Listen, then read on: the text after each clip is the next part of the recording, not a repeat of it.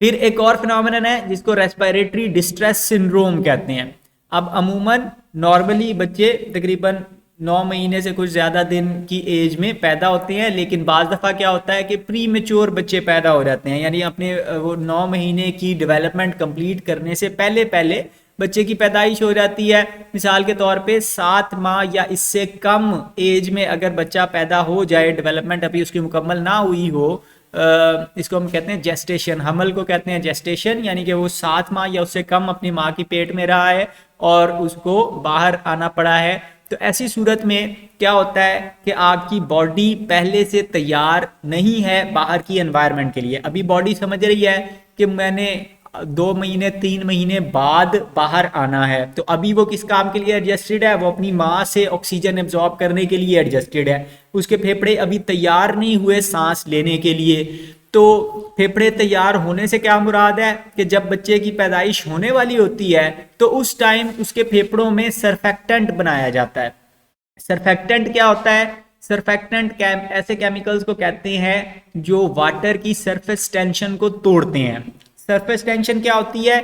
Surface tension होती है basically पानी की सरफेस के ऊपर जो मॉलिक्यूल हैं वो एक दूसरे को पकड़ के बैठे होते हैं जोर से, और उसकी वजह से क्या होता है, उसकी वजह से ये होता है कि आप उसके ऊपर कोई पिन वगैरह या पेपर क्लिप तैरा सकते हैं या कोई छोटी सी चीज डाल दें तो वो अंदर डूबती नहीं है। ठीक है, पानी के मॉलिक्यूल्स एक दूसरे को पकड़े हुए हैं, वो जब आप ऊपर से कोई चीज प्रेशर लगाते हैं तो वो उसको नीचे नहीं जाने देता, वो कहता नहीं तुम ऊपर ही रहो। ठीक है, तो पानी किसी भी चीज को अंदर एंटर नहीं होने देता। अगर कोई ऑक्सीजन का मॉलिक्यूल बाहर हवा से पानी में एंटर होने की कोशिश करे तो वो कहता है नहीं, हमारी आपस में बड़ी अच्छी दोस्ती है, हम यहाँ से किसी को नहीं गुजरने देंगे, तो वो पानी के अंदर ऑक्सीजन भी डिसॉल्व नहीं होती।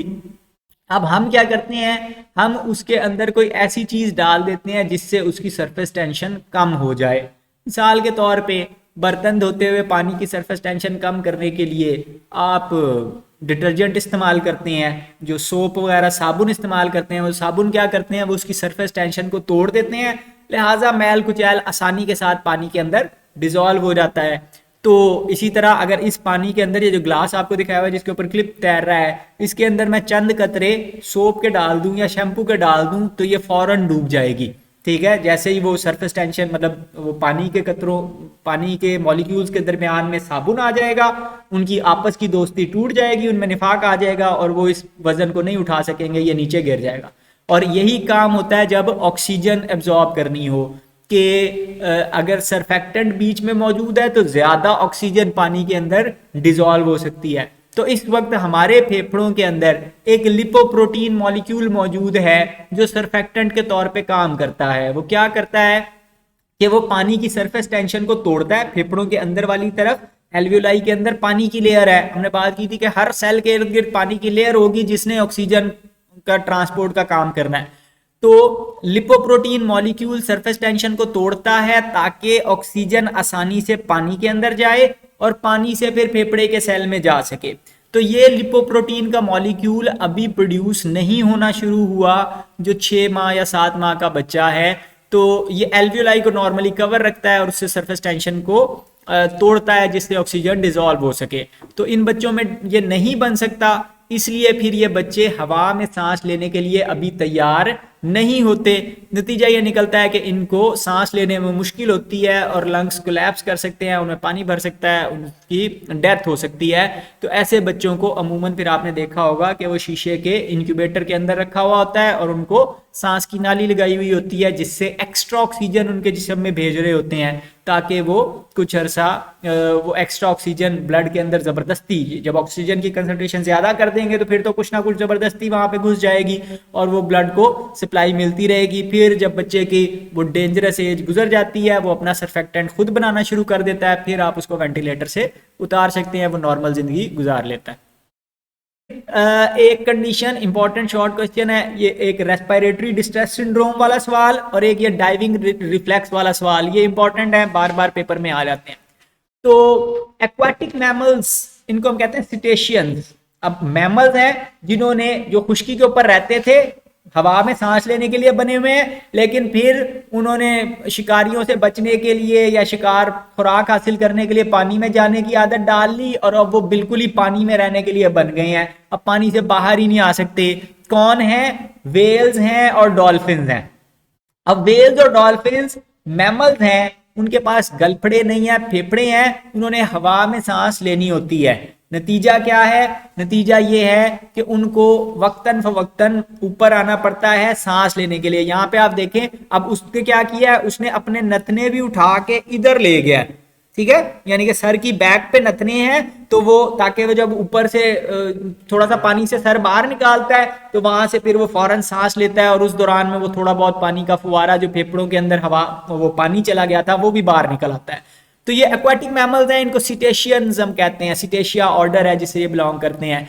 तो ये 2 घंटे तक पानी के अंदर रह सकते हैं, बगैर सांस लिए रह सकते हैं, और बॉडी वेट के एतबार से इनके अंदर तकरीबन डबल अमाउंट ऑफ ब्लड मौजूद है। यानी कि अगर ये 50 किलो का हो, आप भी 50 किलो के हैं, ये भी 50 किलो की, कोई डॉल्फिन 50 किलो की है, तो वो आपके अंदर 5 लीटर ब्लड है, इसके अंदर 10 लीटर ब्लड होगा। ज्यादा ब्लड किस लिए है? क्योंकि जब ज्यादा गहरी डाइव में जाना है, नीचे डुबकी लगानी है, तो उस वक्त उसके अंदर जो ऑक्सीजन स्टोर है वो काम करेगी। इसी तरह मसल्स के अंदर मायोग्लोबिन की मिकदार भी ज्यादा रखी जाती है, जो लंबे अरसे तक ऑक्सीजन को स्टोर कर सके मसल के अंदर। यानी कि जो जब ऊपर आए सांस लेने, काफी सारा ऑक्सीजन अब्सॉर्ब की, वो मसल्स के अंदर जाके स्टोर हो गई, फिर गहरे उसमें गौते में चले गए, ताकि वो मायोग्लोबिन फिर वो कुछ अरसे तक आपको ऑक्सीजन प्रोवाइड करती रहेगी। अब जब ये डाइव कर रहे होते हैं तो इस वक्त डाइविंग रिफ्लेक्स, एक ऑटोमेटिक सिस्टम बॉडी के अंदर लगा हुआ है जिसको डाइविंग रिफ्लेक्स कहते हैं, कि वक्ती तौर पर इनकी ब्रीदिंग रुक जाती है, यानी कि सांस लेना बंद कर देते हैं, हार्ट रेट स्लो डाउन हो जाता है, अपने नॉर्मल रेट से सिर्फ 10वें हिस्से पे चले जाते हैं। यानी कि अगर आपका दिल 60 दफा धड़कता है 1 मिनट में, तो अब ये सिर्फ 6 दफा धड़केगा, बहुत कम हो जाता है। ऑक्सीजन और एनर्जी कंजम्पशन को भी रिड्यूस कर देते हैं, यानी कि गैर जरूरी ऑर्गन्स को ऑक्सीजन की सप्लाई बंद कर देते हैं। मतलब आपकी डाइजेशन को, जब आप नीचे गए हुए हैं तो लाजमी तो नहीं है कि डाइजेशन भी उस वक्त चलती रहे, दूसरे ऑर्गन्स भी, किडनीज वगैरह बाकी सारी भी चलती रहे, तो उनको वक्ती तौर पे रोक दिया जाता है, उनको ब्लड सप्लाई कम कर दी जाती है। मसल्स को, ब्रेन को सप्लाई क्योंकि ज्यादा चाहिए, उस दौरान आपने खुराक ढूंढनी है या आपने वापस जोर लगा के ऊपर आना है, तो उन ऑर्गन्स को ब्लड की सप्लाई दी जाती है। जो इंपॉर्टेंट ऑर्गन्स को ब्लड सर्कुलेशन जारी रहती है, बाकियों को रोक दी जाती है। मसल्स शिफ्ट हो जाते हैं एनारोबिक, जब ऑक्सीजन खत्म हो जाएगी तो एनारोबिक रेस्पिरेशन पे शिफ्ट हो जाएंगे, यानी कि वो सिर्फ ग्लाइकोलिसिस कर रहे होंगे, वो बाकी सारा काम रोक देंगे ताकि ऑक्सीजन की जरूरत ना पड़े, और वो उसको जोर लगा के ऊपर आने के लिए इस्तेमाल कर सकते हैं। तो इसको डाइविंग रिफ्लेक्स कहते हैं, एक्वाटिक मैमल्स के अंदर, डॉल्फिन्स और वेल्स वगैरह के अंदर होती है।